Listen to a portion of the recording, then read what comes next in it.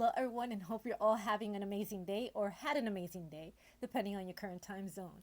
So, today I'm going to discuss how I went about dealing with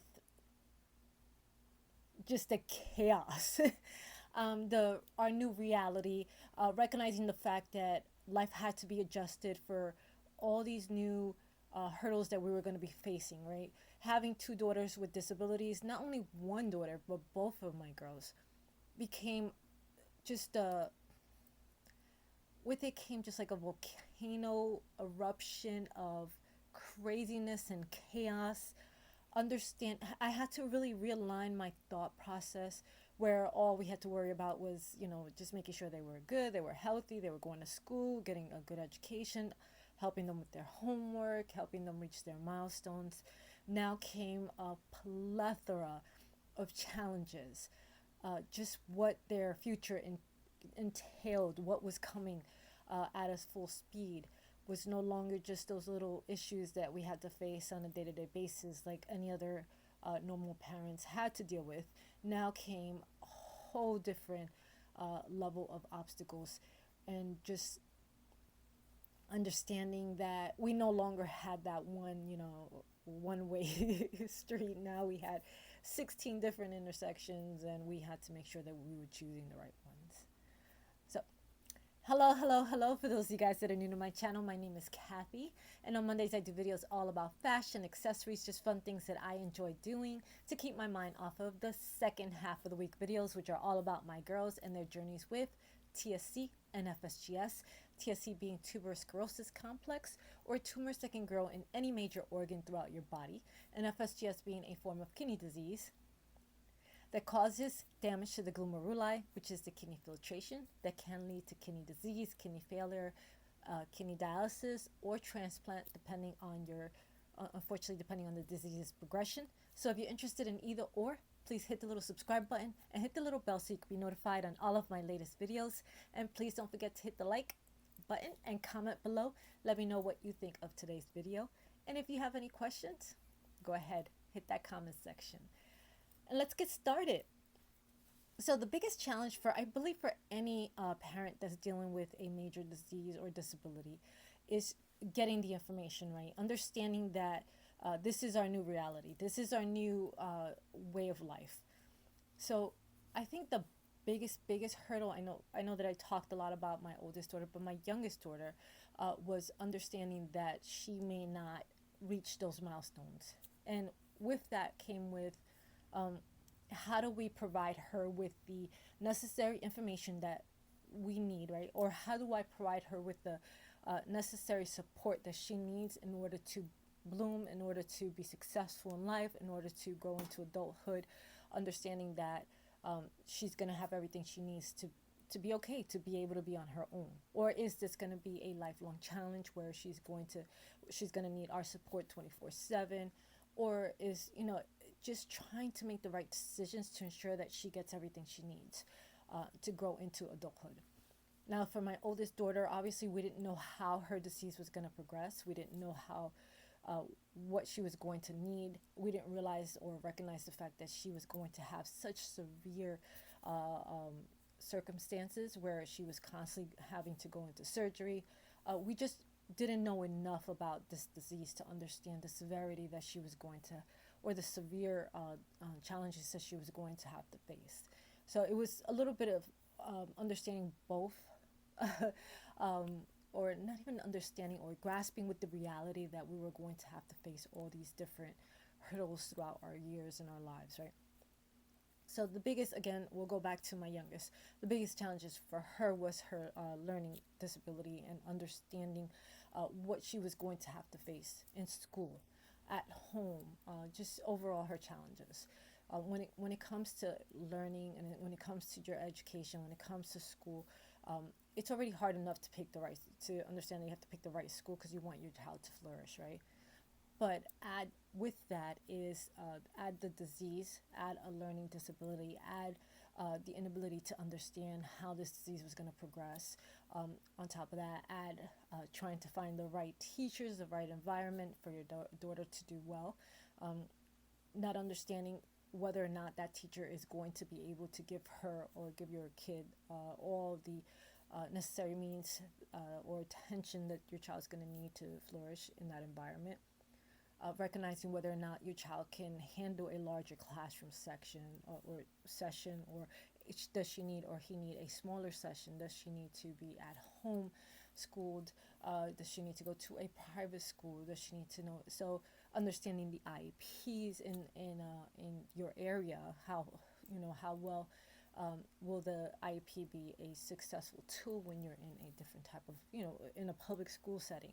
So, again, this is all stuff that comes with it. When you do have a child that has a disability, you want to make sure that you give them the tools and the necessary tools that they're going to need to be good. And that's really just a small portion of it. Now we go to the health section of it, right? Are you providing them with the right doctors? Is that doctor the right one for you? Is that doctor going to give your child the best services to ensure that your child is healthy and is given the right opportunities, right? That right medication, is that medication going to work for your child? Understanding that when you have a child with TSC or any type of disability that requires the changing up of medication, right? Because when it comes with seizure, anybody that has a child with seizure understands this too. Not one medication works, right? It's not always just that one medication. It's always a combination of medications. So now you're going through the process of trialing out 2 different medications, 3 different medications, sometimes 4, adding a 5th one, a little bit of this medication versus a lot of that medication. So understanding that you have to be able to recognize that this takes a while to find the right set of meds to help your child. And then if that medication at a certain point and your child grows out of that medication, now we have to adjust another medication, add another one to that. So understanding that that's going to be another task that you're going to have to handle. Handling the schedules for your child, whether or not your child, you're going to have to see this doctor this month and this doctor this week or that doctor next week, and then keeping on top of all the different medications and your prescriptions, having to make sure that, okay, I'm running out of this medication, understanding and setting up a calendar setup, sending out reminders to yourself, making sure that you remember that you have to go to a doctor's appointment next week, understanding that you have that, and managing your work-life balance and ensuring that you're giving your child all the necessary treatments that they need. Adding therapy sessions, so if your child needs OT, if your child needs therapy, if your child needs, there's so many different forms of therapy. There's a plethora that my youngest has been through, so if I was to name them off, if I can remember all of them, where you get speech, whether your child gets speech therapy, whether they get occupational therapy, whether your child gets regular therapy with a session with the psychiatrist, which my youngest does. Recognizing that whether or not that is a good fit for your child, when you go through all that and then you see, okay, is my child benefiting from that? How long is it going to take for my child to get any benefits from this, where you're paying out of pocket? So now it comes like the payments for everything, right?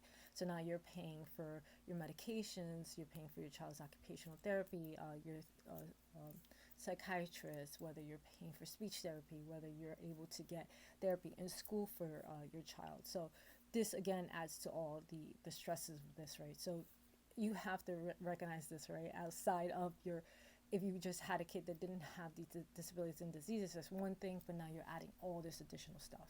Now, is your child eligible to or able to play in sports, play in different activities? Where my youngest, I had her in baseball, I had her in karate, I had her in singing lessons and dancing lessons and cheerleading, but I couldn't keep her there long term because was it beneficial to her? Sometimes she would feel out of place, it wasn't working, just wasn't something that she was flourishing in.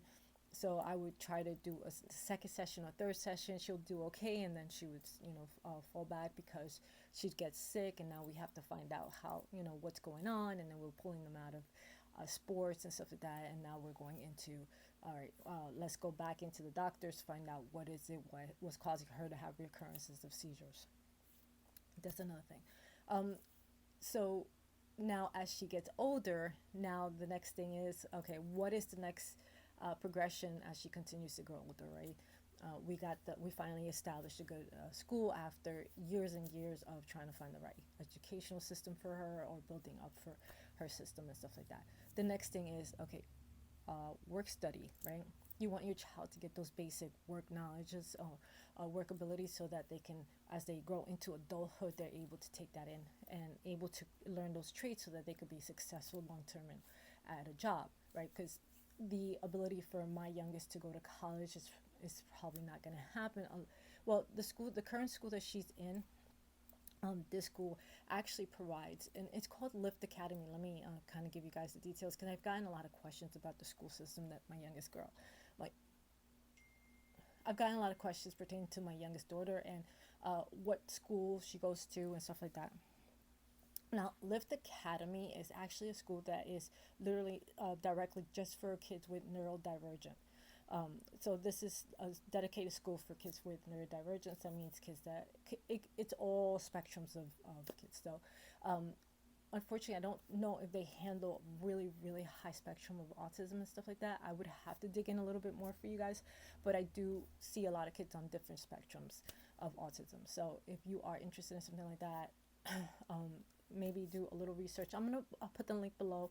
Lift Academy is all different states and all different is in variations of states, so it might be something that's close to you. This is a tuition based school. I do pay tuition, but I do also take out I am eligible, and I think most parents are eligible, and I have a good income. So just note that you might be eligible for your child might be eligible for a scholarship. Most kids with neurodivergence are. So just a heads up, I'll post that below so that way you know kind of where. Um, I was very fortunate because this school ended up, they were about 45 minutes from me initially, and they ended up moving a lot closer. So literally the same year that my daughter was actually going to be attending the school, they moved like literally 10 minutes away from my house. So I was really fortunate. It couldn't have worked out any better. So this is really a good school for kids that are neurodivergent, and it's all different types. It's not just autism. It's not just a certain type. They have kids with ADHD, like severe ADHD. Like my daughter, she's very low spectrum autistic, but she does struggle with learning disabilities. She has a processing delay. So if you have a child that has severe processing delays, definitely something also that they are interested in supporting. So if you are interested in Lift Academy or any school that supports neurodivergent, I would definitely recommend that you take a look. I'll link it below. Feel free to research it if it's something that you're interested in. Maybe give your local school a call, and hopefully they're available. They have some availability. They are doing right now. They're doing signups for the 2025-2026 year. So yeah. All right. Another thing that we are currently really focused on, like I was saying, she's gaining work skills, which is great. That's actually really, really. I mean, I'm really so happy that we got her into this program, because they teach you how to take the bus, how to go from point A to point C, right? How to get off on your proper location. It also teaches you skills on how to fold clothes, how to maintain the floor, how to work the cash register. So she's getting all these skills so that she can work her way into a good position in actually the same program that she's in. So they're going to give her a job once she's done with the job program, which is phenomenal, right? Another thing is that we've been focusing on whether or not she is going to be able to drive on her own. She's actually going to take online courses to get her ready to take the online testing. So with Alani, the one good thing about her is that though she does have slight processing delays, she's high functioning, she's able to do her stuff. We just want to see whether or not she's something that she is able to handle. She's going to go to driving school for kids with disabilities, which is great, to see if this is something that she can do and handle. If this is something that she can do and handle, that would be phenomenal for her, right? As she gets older, she's able to drive. Now, it's going to take a few years for her to even be able to obviously get her license because of her struggles, so it's going to take a little longer for her to practice and to study. But hopefully she's able to do it. If she is, then she can be a lot more independent, which is great. So again, it's something that it's a trial and error. So these are the current struggles that we're dealing with a child with a disability. Now, for my oldest, obviously, hers came on a lot more kind of bang in our face. So it is also a very huge struggle. But the biggest factor for Amber, which is my oldest, was just nonstop hospital visits. So adjusting your life uh, to understand that we couldn't just plan a trip. We couldn't just plan to go out because we just didn't know whether or not there was going to be a huge emergency coming on, right? So we could be in the middle of the night sleeping and she's having a huge nosebleed, which I didn't even actually know about. She was afraid to wake me up, which still upsets me to this day. But um, first thing in the morning, took her to the ER and rushed her, so, and that was a work day, say, so stuff like that, like stuff like her struggling to breathe it's always an emergency, right? So we would rush her to the hospital, and that'd be like a Saturday afternoon at 1 p.m.